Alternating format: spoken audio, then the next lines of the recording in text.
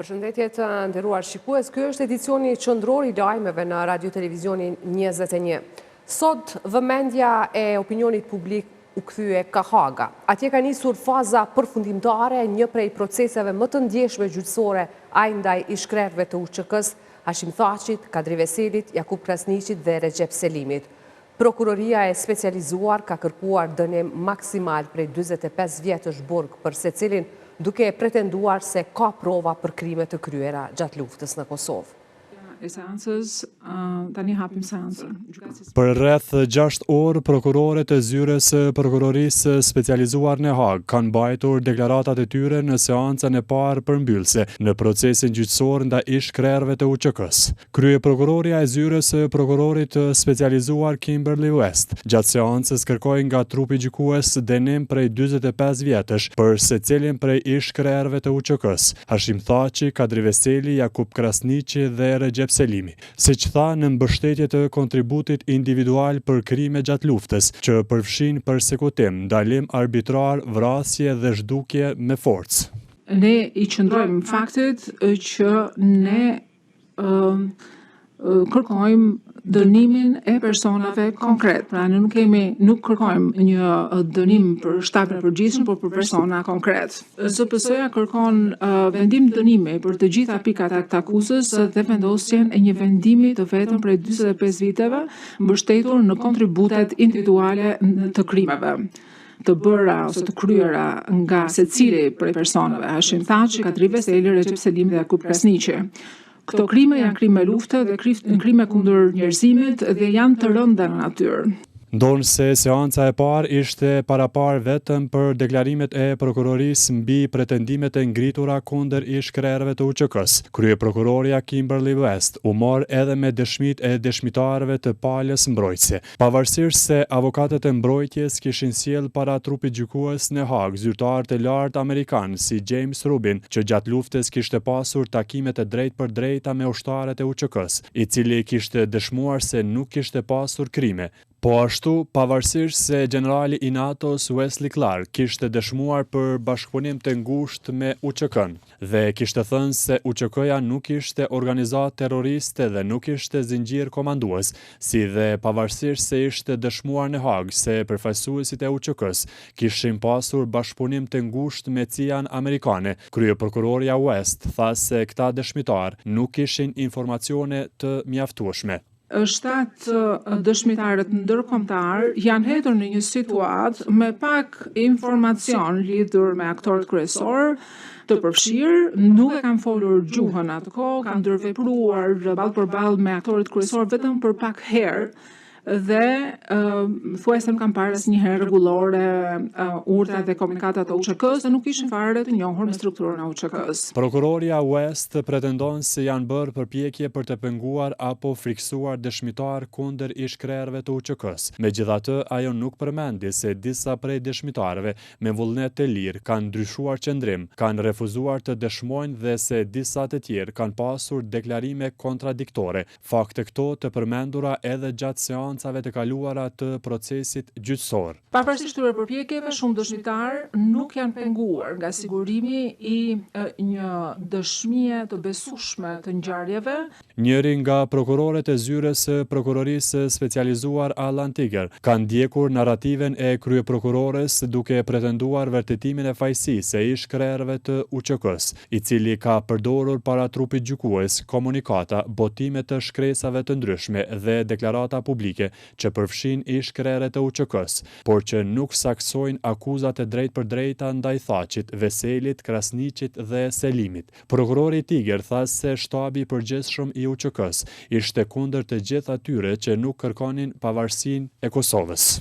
Shtabi i përgjithshëm kërkonte pavarësinë e Kosovës dhe do të vazhdonin derisa të merrnin fitoren e plot. Partitë politike që konsideronin autonominë do të ndëshkoheshin si tradhtar, në thonjza. Para trupit gjykues, prokuroret kanë paraqitur harta me pretendime se UÇK-ja kishte qendra ndalimi, në të cilat mbaheshin dhe torturoheshin persona. Po ashtu, prokuroret thanë se në fund të vitit 1998, UÇK-ja krijoi gjykatën ushtarake, për të cilën prokuroria pretendon se ishte përdorur edhe ndaj kundërshtarëve politik. Zyra e prokurorit të specializuar do të vazhdojë dëshminë e tyre edhe në seancën e së martës. Organizata e veteranëve të luftës UÇK-s e ka cilësuar skandaloze kërkesën e kryeprokurorës Kimberly West për dënimin me nga 45 vjet burgim për secilin nga 4 të akuzuarit në Hag. Sipas tyre, me kërkesën e prokurorës West janë kënaqur Serbia dhe bashkëpunëtorët e saj. Megjithatë, veteranët u shprehën të bindur se Thaçi dhe të tjerët do të dalin triumfues nga kjo maraton gjyqësore.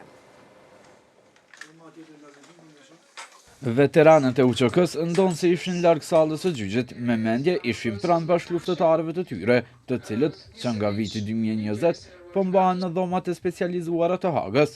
Në fazën përfundimtare të këtij procesi, veteranët e UÇK-s u mbledhën bashkë për përcjelljen e seancave nga ekrani televiziv, edhe pse epilogu i këtij gjyqi për ta është i ditur. Ne s'kemi qenë organizatë kriminale, ne kemi qenë organizatë shërimtare e vendit tonë, kombit tonë dhe qytetarëve tonë. Duke pata në dëshmitarët e fundit të mbrojtjes, që kanë qenë ndërkombëtarët, që du të falenderoj njerë në emrin tim dhe në emrin të shokëve, që kanë mbrojtur interesin e ushtrisë shqiptare të Kosovës dhe vetë qytetarët të Kosovës, kjo ne na lën përshtypje që ne në fund do ndalim fitimtar.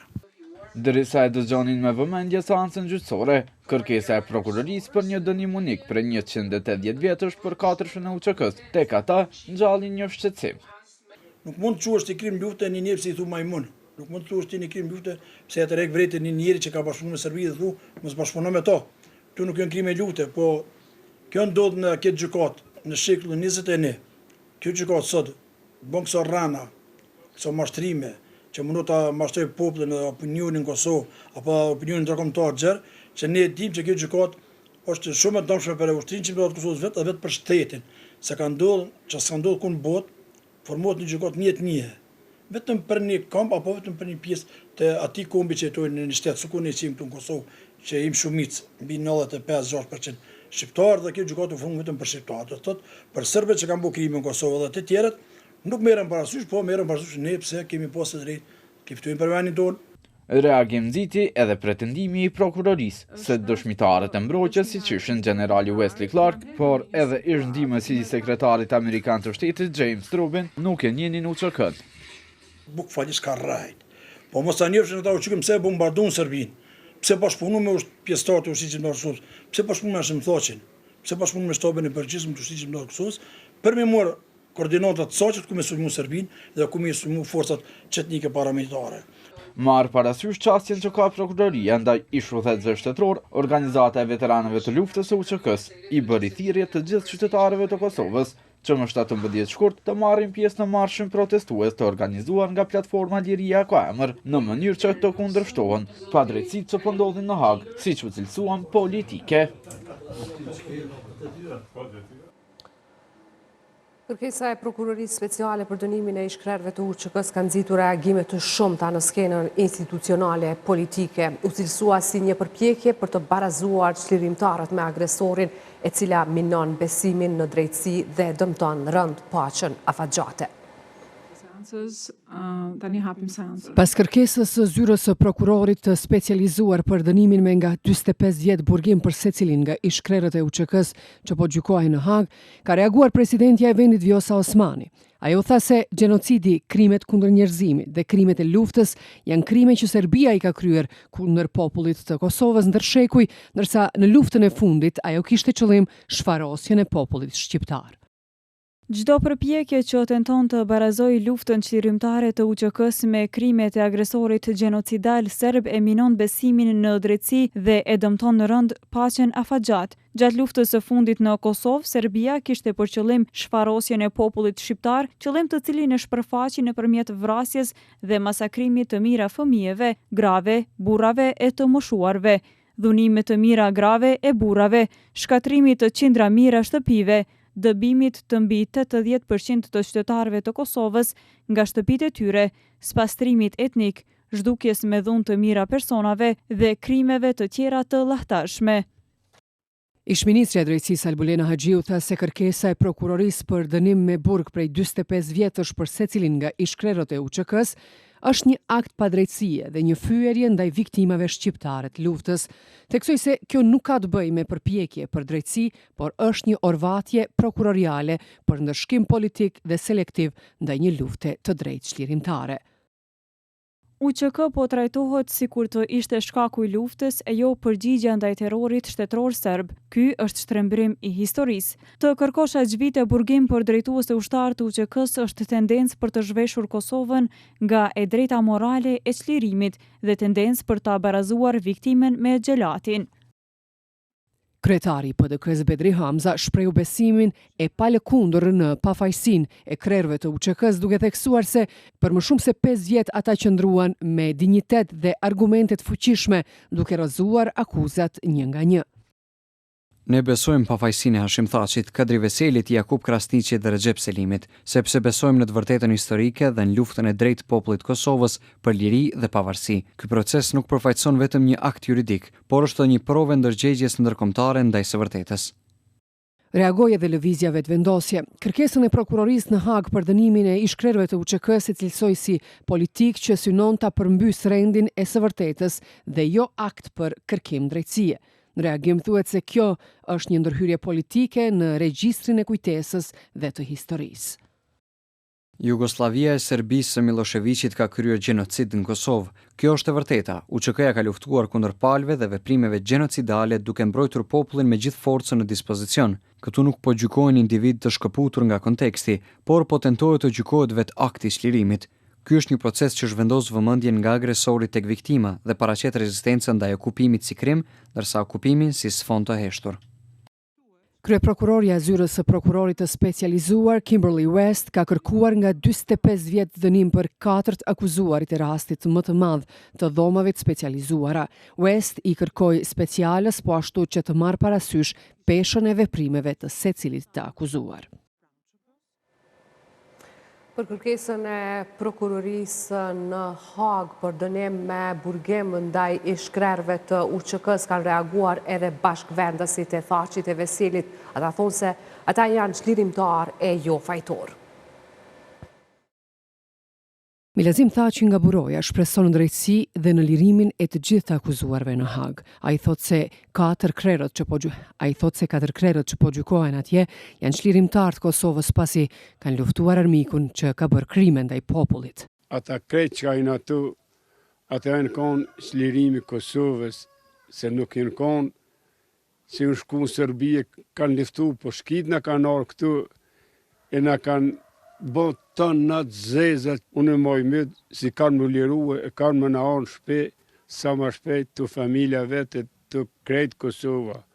Edhe Bajram Thaqi shpeson që Hashim Thaqi dhe të tjerët lirohen pasi thotë se nuk ka prova kundër tyre. Imi idea 100% se s'ka argumente për ta, veç që o mundësia parja që o dha për ta shumë Serbia tjertë kundër shtartë. E që atë jo puna, anë me i ki puna në dhe për me bo atë vetën, mja bo pa mundshmen. Hashemi si Hashim e din edhe populli, se mos flasëm këtu ka thuni i jonë, s'ka pos vrejtje, as s'ka vrejtje. Kërkesën e kryeprokurorës për 45 vjet burgim ndaj Kadri Veselit, banori i lagjes Veseli në Mitrovic, Amnor Shabani e ka quajtur të padrejtë. Shabani, bashkëvendas i Kadri Veselit, ka deklaruar se kjo kërkesë është e papranueshme dhe e rëndë për ish-krerët e UÇK-s. Katastrofë e pandrejtë. Këta çlirimtarët Kadria me bashkëluftar kanë çliru vendin, kanë luftu për vend tonë, për tanat mas mbrëmje mu denue. Kjo është shumë keqe. Krimet sërbë si kanë buhe, ata nuk denohen, kurse ushtria çlirimtare shkojnë denohen. Asë një sërbë nuk shku nogë, se është nuk e kanë morë për mu denu. Në dhomat e specializuara të Kosovës në Hag ka nisur fjala përfundimtare e zyrës së prokurorit të specializuar. Kjo paraqet fazën përfundimtare të procesit më të madh gjyqësor në Hag ndaj krerëve të UÇK-s, Hashim Thaçi, Kadri Veseli, Jakub Krasniqi dhe Recep Selimi. Ndërkohë më 18 shkurt është planifikuar të thonë fjalën e tyre edhe krerët e UÇK-s. Për kërkesën e Prokurorisë Speciale në Hag për dënimin e 4 së UÇK-s do të zhvillojmë një bisedë virtuale me juristin Anton Drecaj. Zotëri Drecaj, mirë se erdhët në këtë bashkëbisedim. Përshëndetje, faleminderit për ftesën. Atëherë, si e vlerësoni kërkesën e Prokurorisë Speciale në Hag për dënim total prej 180 vjetësh burg ndaj ish-krerëve të UÇK-s? A e shihni si një përpjekje për barazimin e agresorit me çlirimtarët?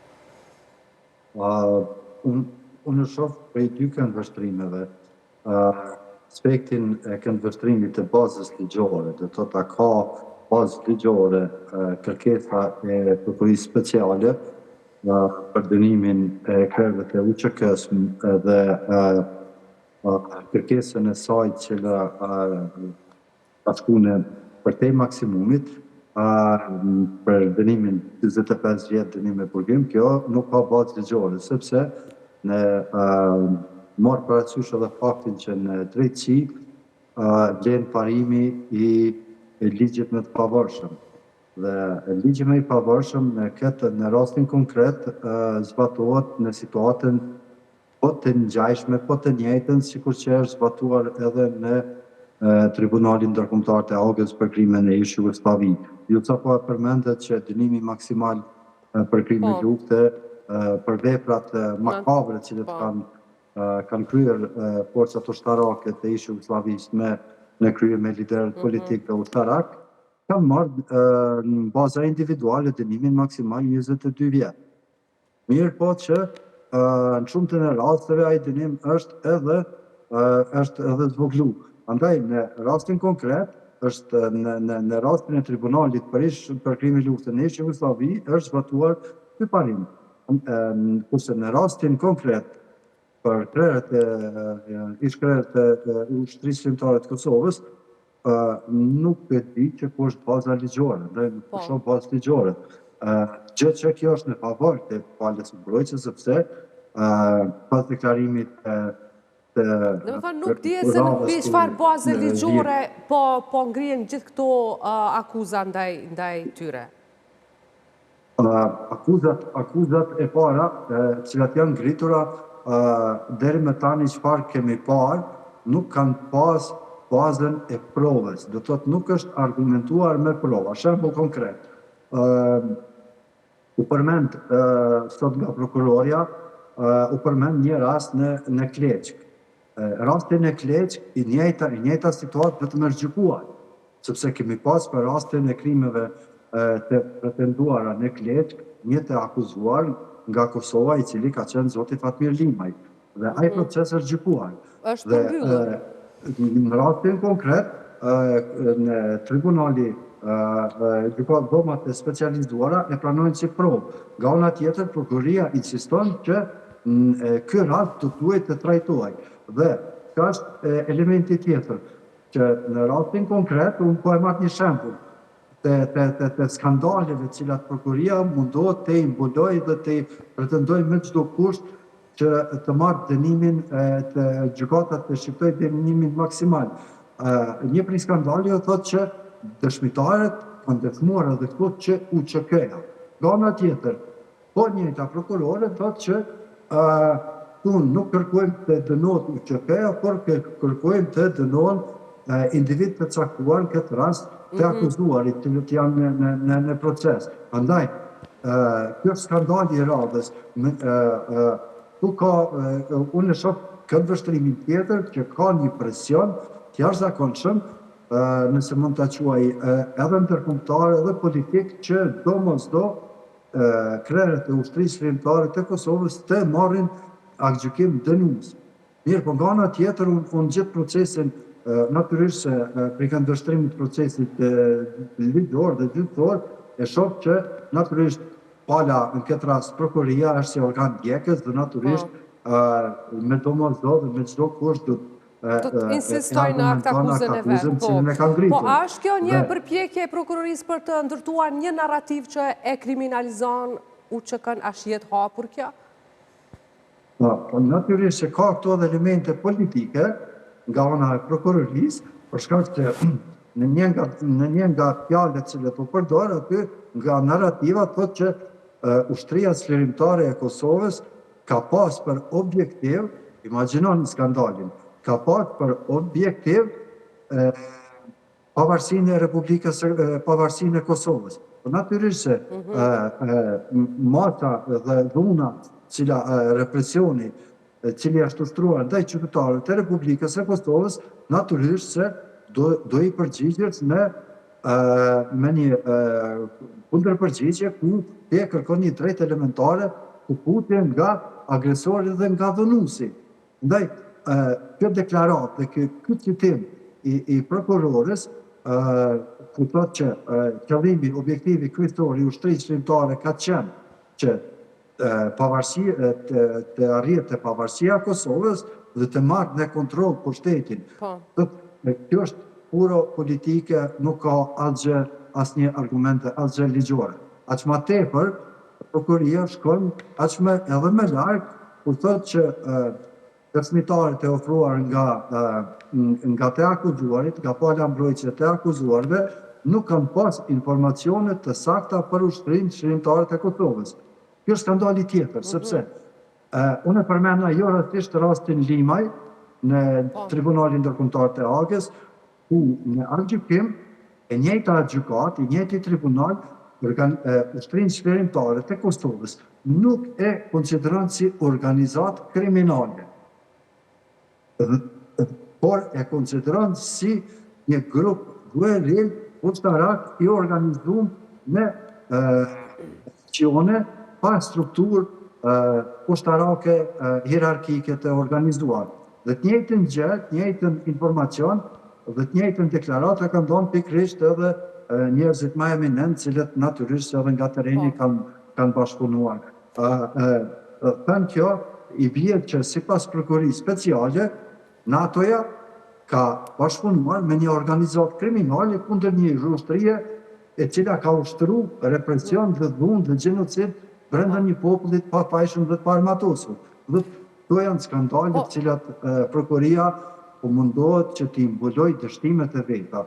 Nga ana tjetër, unë shoh gjitha këto si armë shumë të fuqishme nga pala mbrojtës, nga avokatët mbrojtës të ish-krerëve të UÇK, që gjitha këto pretendime me argumente ligjore dhe me prova të dëshmuara të hedhë të gjitha poshtë dhe në fund të binë gjykatën që pretendimet dhe akuza e ngritur në 10 pikat që insiston prokuria të sillet të nxjerrjet të gjykimit dënues, të hedhë poshtë pala mbrojtëse. Zotin Drejsa, prokuroria sot do përpoq... që gjitha të hedhën poshtë dhe në fund ketë një gjykim lirues për të gjithë. Prokuroria sot do përpoq të ndërlidh vrasjen e rreth 100 personave me përgjegjësinë të akuzuarve. Si keni pa provat me të cilat ka operuar prokuroria për këto akuza? Nuk ka ofruar prova. Unë nuk kam pa prova bince që për rastin cilin e ka prezentuar sot, që gjykata të bindet mbi bazën e atyre argumentimeve në tojza të kështu kushtimisht të prokurisë, të cilat i ka ofruar. Andaj, gjitha këto prova gjykata të duhet të i merrte si prova të pa vërtetuara dhe prova cilat nuk do të mirëshin në konsiderat që do të binin barë në shqiptimin e aktgjykimit ndaj personave, në këtë rast ndaj të akuzuarve, ndaj ish-krerëve të UÇK-s. Unë jo rasisht e përmenda praktikën, sepse nëse më lejohet të shprehen kështu në žargonin popullor, gjithë ajo që ka prokuria speciale ka prezentuar sot, ka qenë një kontan dëshirash që të gjithë krerët e ushtrisë shërimtare të Kosovës të dënohen me 45 vite purgim pa argumentuar provat dhe pa pas provë konkrete shembull, supozoj që në rastin konkret, për shembull, Hashim Thaçi ka dhënë urdhër ose i njëjti ka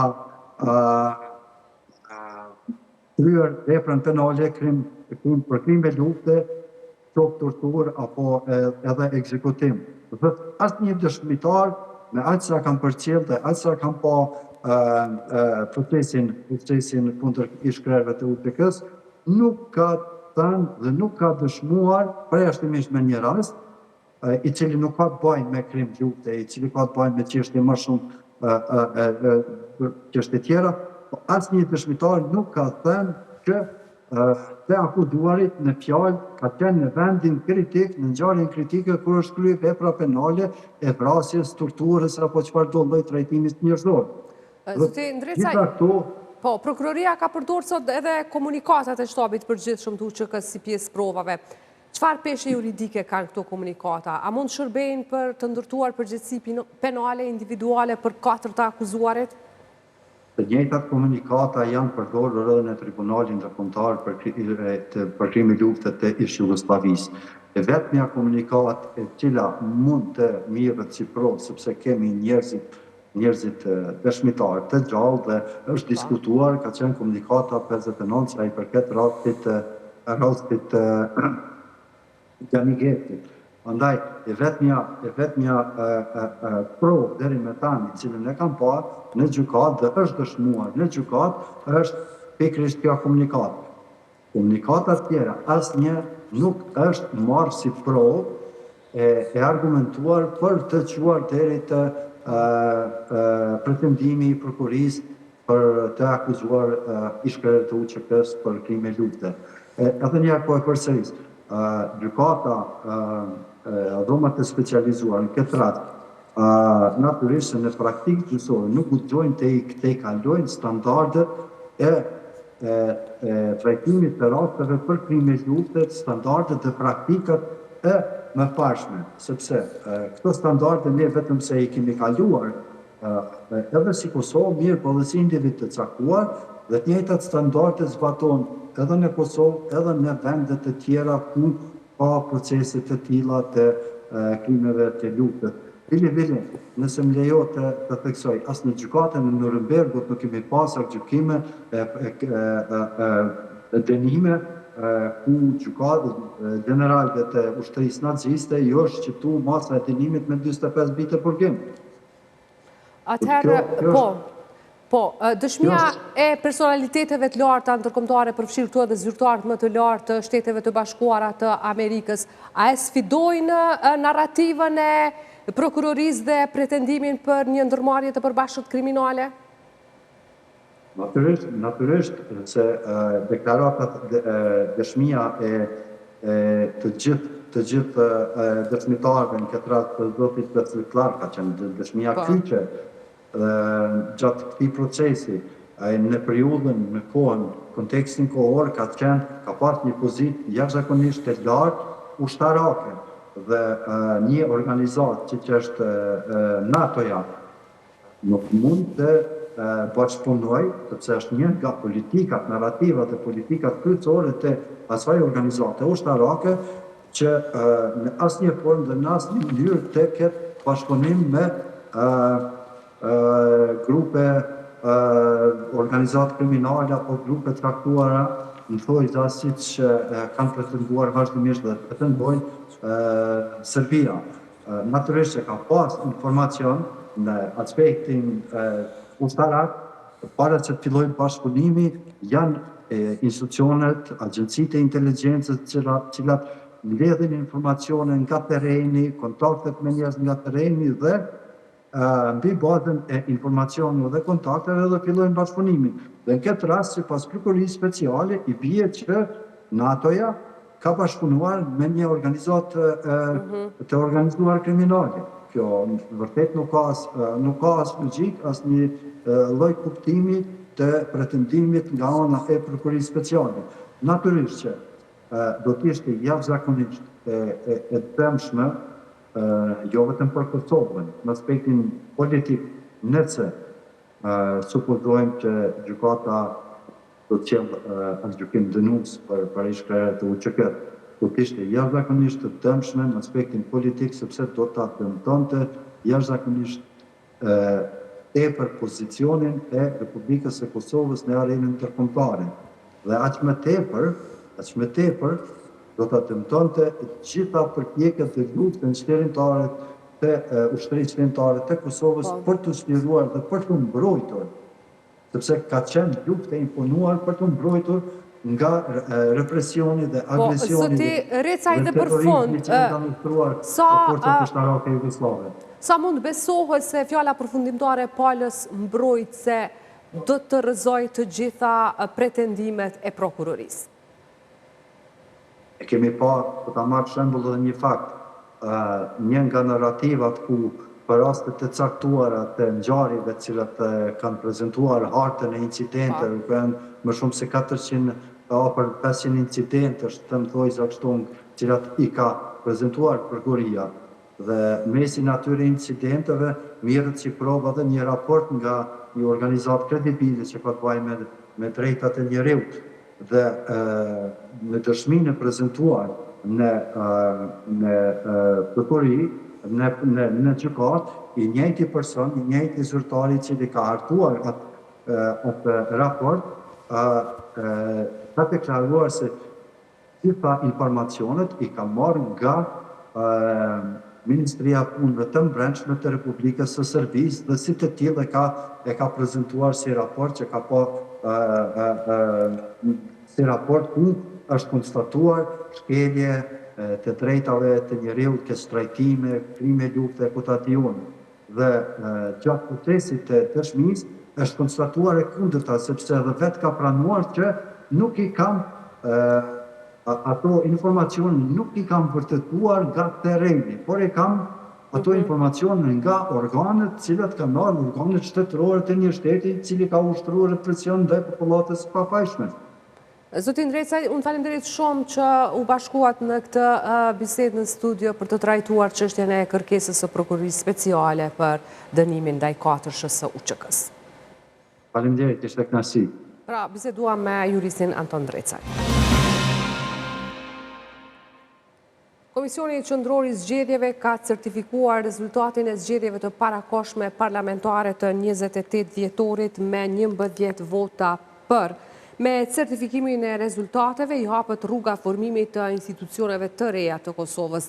Certifikimi vjen pasi që Gjykata Supreme i refuzoi si të pabazuara 6 ankesat e fundit në lidhje me zgjedhjet e 28 dhjetorit. Zgjedhjet e parakohshme nxorën lëvizjen vetëvendosje si parti fituese.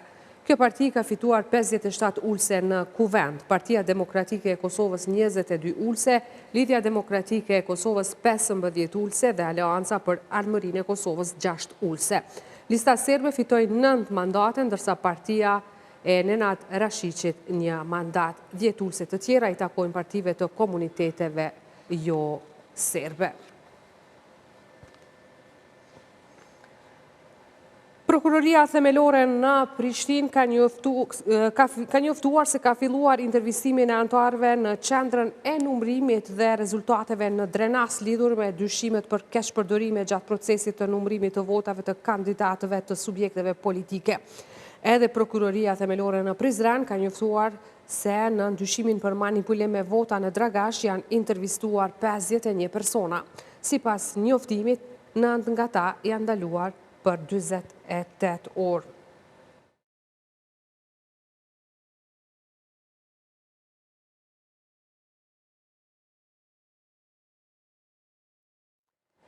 Presidenti Vjosa Osmani ka takuar në Daras liderët e partive opozitare për antarësimin e Kosovës në bordin e paqës. Fillimisht ka takuar kryetarin e PDK-s Bedri Hamza, pastaj atë të LDK-s Lumir Abdigjiku, ndërka që më vonë është takuar edhe me kryetarin e AK-s Ramush Haradinaj. Kosova është përfshirë në grupin e 19 shteteve që do të jenë pjesë e bordit të paqës i themeluar dhe drejtuar nga presidenti i Shteteve të Bashkuara të Amerikës, Donald Trump.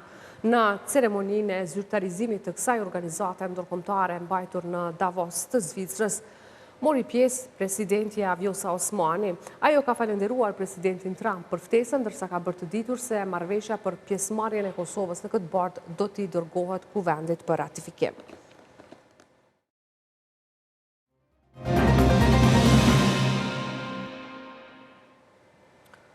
Vazhdojmë me një temë problemore. Prishtina është mbuluar nga mbeturinat inertë të cilat qytetarët po i hedhin pa kriter. Komuna e Prishtinës ka paralajmëruar identifikimin e tyre përmes kamerave të sigurisë, si dhe shqiptim të gjobave deri në 2.000 euro. Menaxhimi i mbetjeve vellimore dhe inerte po paraqet problem serioz në shumë lagje në kryeqytet. Banorët po hedhin shtretër, dollapet, materialet ndërtimore dhe mbetjet e tjera të mëdha poshtë lagjeve ose në hapësira të papërshtatshme, duke ndotur mjedisin dhe duke rrezikuar shëndetin publik. Qytetarët thonë se është detyrë e tyre që kur rinovojnë banesa, t'i largojnë vetë mbetjet vellimore dhe inerte, por pati qytetarë që thonë se po paguajnë mjaftueshëm taksa në komunë dhe se mbetjet vellimore duhet i largoj komuna. Normal, e drejtë, që ne duhem vetë, çka bëjmë renovime, duhet vetë mi qunë pikën destinuese të mbetorinave. Edhe pastrimi këtu nuk ka të bëjë me këto mbetorina kështu, do faktikisht jenë globale në raport me qeset që i gjujmë në mbesni. Jo, s'është në rregull, po dhe duhet me bo zgjidhje. Për shembull me prunaj kontenjera, me bo zgjidhje për shembull. Kena volpomorin komuna. Volpomorin komuna.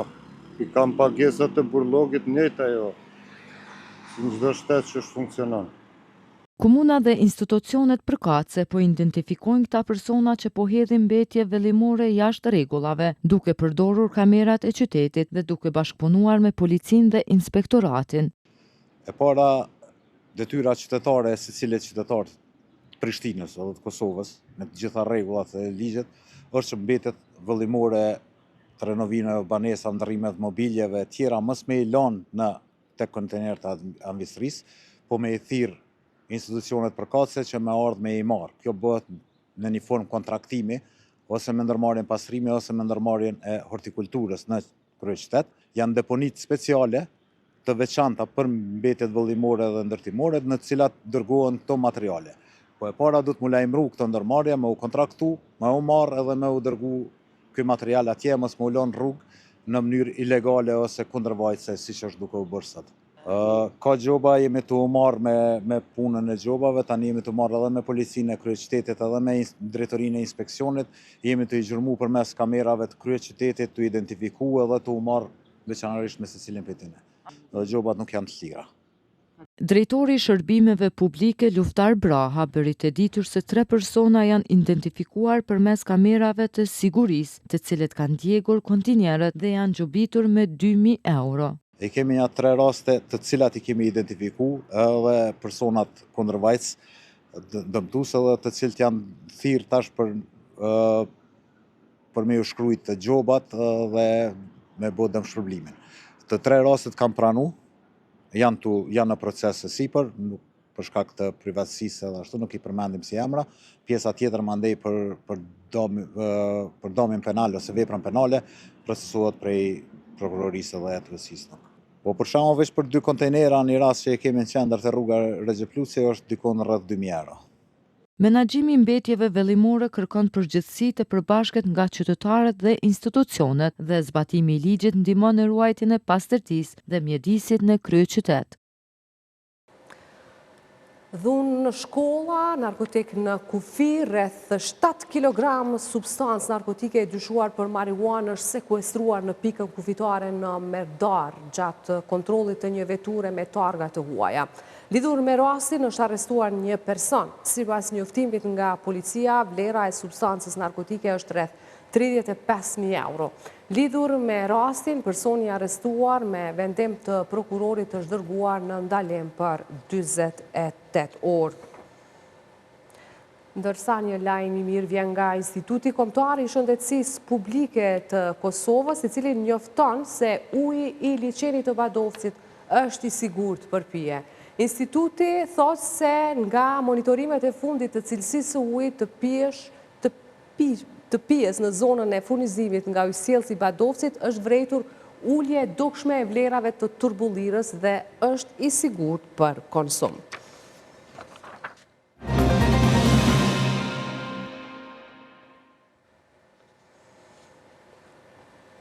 Flasim tani për një fshat i cili gjendet rreth 13 kilometra larg Drenasit, fshat që sot po shuhet në heshtje. Gradica ka rrugë, shtëpi, tokë fillore dhe histori, por nuk ka njerëz.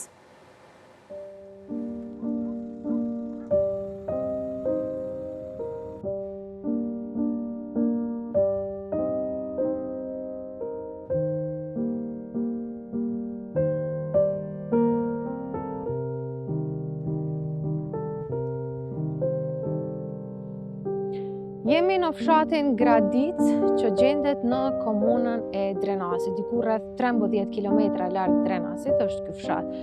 Dikur ka qenë njëri prej fshatrave më të mëdhej të kësaj komune. Në fakt, si territor ai vazhdon të jetë edhe i tillë edhe sot, por nëse flasim për numrin e banorëve, është njëri prej fshatrave që ka psuar rënien më të madhe të numrit të banorëve në 10 vitet e fundit në këtë komunë. Është e vështirë të gjesh një ogjak duke tymuar në Gradic.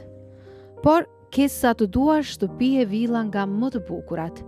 Ama mbi 70% e tyre janë të mbyllura. Rrugë të asfaltuara në secilin lagje, male, tokë e ujë sa të duash, po veç njerëz nuk ka. Në fshatin që dikur numëronte mbi 800 banor, sot ka mbetur rreth 320. E edhe ata thonë se largimi është vetëm çështje kohe. Gradica po zbrazet në heshtje.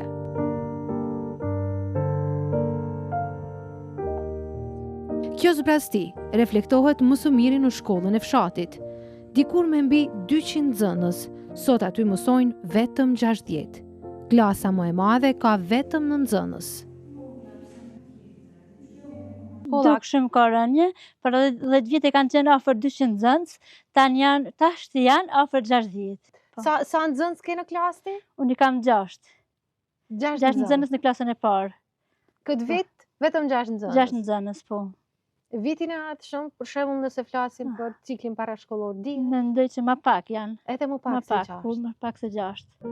Nga pak banor që takuam këtu, është edhe Rahmani, i cili bashkë me bashortën dhe djalin e tij të vogël janë ndër familjet e rralla që vazhdojnë të jetojnë në fshat. Ai tregon se braktisja ka marrë hov, sidomos gjatë dekadës së fundit, dhe se shumë shpejt Gradica mund të mbetet pa banor.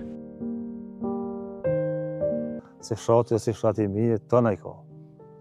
Ka tokë, ka mal, ujë, tëna i ka, po banorës ka. Banorët kanë ikë. Shumica janë të ikë për ditë, kushtet ekonomike, pa punësia, citoja. Ata që kanë mbetë me çka merren? Po pak merren në bujqësi, shumë pak. Punojnë jashtë për komunat tjera. Po shoh që në fshat shtëpitë janë të mira, ka shumë investim. Pse është braktisje kanë bërë investime, s'kanë menuar njerëz Milan, po që i ka kërkuar Milan. Dhe kanë ecë. Ironikisht, ky vend ka një potencial të jashtëzakonshëm zhvillimi, bujqësi, blegtori, turizëm dhe shumë më tepër. Gradica dikur ishte edhe një nga pikat më të rëndësishme të UÇK-s. Këtu ndodhej spitali ushtarak dhe shkolla operative e ushtrisë, por sot gjurmët e asaj kohe janë thuajse të zhdukura. Një nga dëshmitë e rralla të luftës është ky bunker, nga i cili shtrihet pamja mbi fshatrat e Fushë Kosovës dhe Drenasit.